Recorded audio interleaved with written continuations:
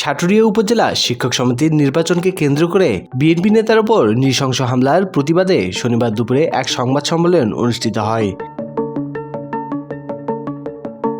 ধামরাই উপজেলার বালিয়া ইউনিয়নের রামরাবণ এলাকায় নিজ বাসভবনে এ সংবাদ সম্মেলন আয়োজন করেন ধানগড়া গিরিশ ইনস্টিটিউট উচ্চ বিদ্যালয়ের সহকারী শিক্ষক এবং ঢাকা জেলা ছাত্রদলের সাবেক সহসভাপতি এইচ.এম. লুৎফর রহমান।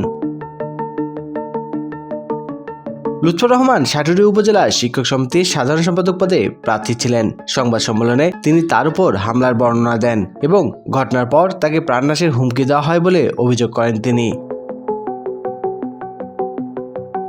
এই নৃশংস হামলার প্রতিবাদ জানিয়ে বিষয়টি যথাযথ আইনানুগ ব্যবস্থা গ্রহণের জন্য সংশ্লিষ্ট কর্তৃপক্ষের কাছে দাবি জানান।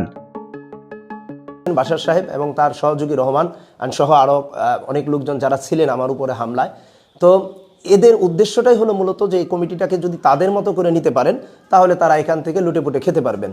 আর আমি যদি এখানে আসতে পারি, সকল শিক্ষকরা যেহেতু আমাকে চাচ্ছিলেন যদি নির্বাচন হতো, তো সেই নির্বাচনে অন্তত আমি এখানে 70 থেকে 80% ভোট পেয়ে এখানে আশা করি ইনশাল্লাহ নির্বাচিত হতাম। আর আমি নির্বাচিত হতে পারলে সকল শিক্ষকরাও জানেন, আমিও জানি যে এখান থেকে 10টি পয়সাও নষ্ট হতো না এবং সকল শিক্ষকদের অধিকারের জন্য আমি মূলত এই সংগঠনের প্রার্থী হয়েছিলাম। এটা হলো তাদের মাথা ব্যথার কারণ। এ সময় ধামরাই উপজেলার বিভিন্ন প্রিন্ট ও ইলেকট্রনিক্স মিডিয়ার সাংবাদিকরা উপস্থিত ছিলেন।